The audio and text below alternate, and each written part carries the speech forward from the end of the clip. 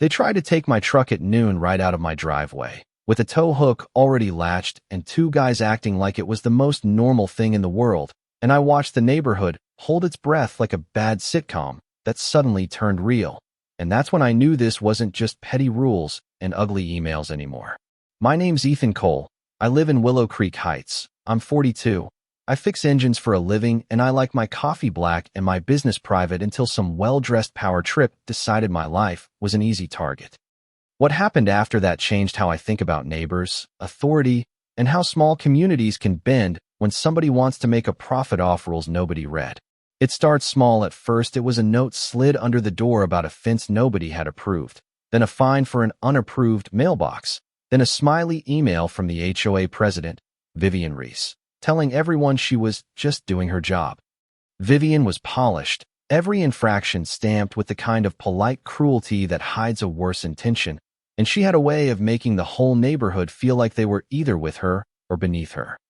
People laughed about her at block parties, and they rolled their eyes at her over backyard fences, and I shrugged, because who wants to get into a war with the HOA, right?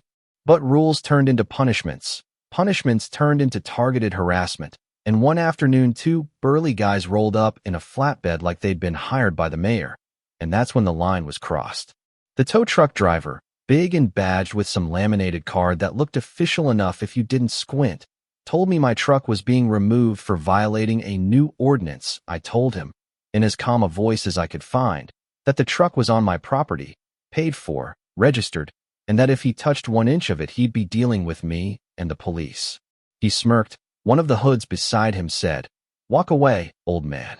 I laughed then, because it sounded ridiculous, and then I didn't laugh at all when he leaned forward and said it again. My wife Maya was on the porch with the phone, streaming, because if you can't get the truth heard, at least get witnesses, and neighbors were poking their heads out like a chorus of worried birds.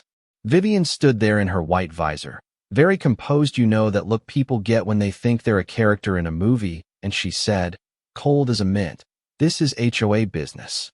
I said, quieter than I felt, "This is private property." And that was the first real crack in the mask. What comes next is where stories either fizzle into a neighborhood rumor or turn into something messier and more public, and we did the messy thing. I'm not proud of the heat, the grudges, or the grudging tactics. I'm proud of our stubbornness to make wrongs visible.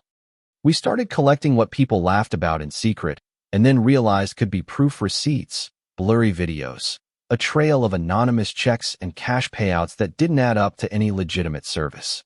When enough neighbors said they'd been extorted for violation fees, and a pattern formed, it stopped being gossip and started being a problem that mattered, a pattern you couldn't ignore.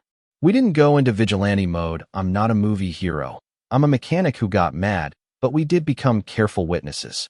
Maya, sharp and patient, rallied folks who kept receipts, who remembered the contractor who showed up 3 times and left with thick envelopes, who had footage from doorbell cams that recorded men in vans at odd hours, dropping off chains and taking away things that didn't belong to them. There's a weight to holding up evidence, to seeing that small injustices are actually deliberate. It makes you feel less alone and more dangerous to those who thought they could hide. Vivian's nastiness had reasons beyond control. She wanted the recognition of running things. She wanted the little financial perks that come when you shape rules nobody reads, and she liked the idea of power more than the job that came with it. People like her get addicted to the sound of authority. They start confusing the sound with the substance. I'd sat across from her at a community meeting, watched her clap the gavel like a queen and tell residents that fines were for their own good. That's when I realized this wasn't about offense. It was about control. She had allies, a few local contractors who benefited, a city inspector with a fondness for informal arrangements, and a way of convincing people that her word was policy.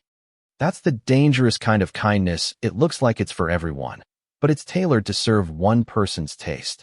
The turning point comes when you decide not to be the only one who's angry. A handful of neighbors who had been quiet for months because fear is good at keeping mouths shut started to share shady invoices and photos of missing property. Mr. Alvarez from 2 doors down, who had the kind of quiet dignity that makes you feel like apologizing while you're entering his house, brought in a ledger where payments were noted in handwriting that matched a contractor Vivian recommended.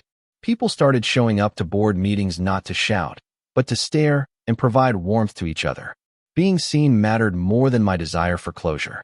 We learned the only way to stop a machine like that is to shine a light on the gears. Of course, Vivian doubled down. She got more theatrical, threatening letters with official stamps, sudden enforcement teams who arrived with threats, and a practice swagger. The community felt smaller, like we were being watched through keyholes. And then, on a summer afternoon that smelled of cut grass and diesel, those two guys tried to load my truck, and something in me switched from stubborn to determined.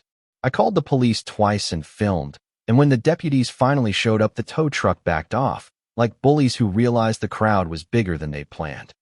Vivian smiled as she always did, and her smile was like the last page of a book you knew would get worse.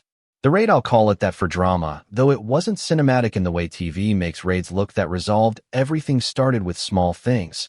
A persistent neighbor who wouldn't let an answer go, a bank statement that didn't match the invoices, a city clerk who allowed records to be examined. No high-drama gadgets, no how-to stunts, just paperwork and people willing to take the time to read it. Evidence accumulated, subpoenas were issued, and the facade Vivian had built started to unravel. It felt bureaucratic and frustrating and finally satisfying when officers appeared at a community meeting and placed her under arrest in front of everyone she'd lorded over. You should have seen her face when reality finally interrupted her performance. What I want to be clear about is this: dismantling that little empire didn't fix everything. Property was returned, fines were rescinded, a new board was elected, but trust once broken is sticky, and our neighborhood still carries the memory. Some folks didn't want to get involved and resented those who did. Some friendships were stretched thin. Some people learned how easy it is to be cruel in the name of order. But we also learned to look out for each other in a way that no HOA meeting could ever teach. Late-night phone calls checking on an elderly neighbor, a rota for mowing that wasn't enforced by a letter, but by people who cared. Justice, in a small place, is messy and human and often incomplete, and that's the uncomfortable part. You fix a system and the life inside it keeps going, imperfect but freer. There's a scene I replay in my head: Vivian, handcuffed, trying to speak into a sea of cell phones and someone shouting, "How could you?" She opened her mouth, the defense she used to rely on like perfume, and the words that came out were small, the sound of someone who never imagined her smallness would be public. I felt something like pity, and then I felt relief. The community showed up that night, not with banners, but with presence, and the meeting room that used to smell like old coffee and wilted power suddenly smelled like possibility. If you take anything from this story, and I hope you take something, remember that a community is either a chorus or a courtroom, and it's up to ordinary people whether to keep singing or keep judging. If something feels wrong, don't shrug because you don't want trouble. Get someone to listen, write things down, collect what you can without breaking the law, and most of all, talk to your neighbors. That's not a blueprint for vigilante justice.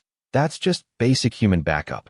We protected one another by being boringly responsible, by being witnesses, by refusing to let a few people turn our shared space into a profit scheme.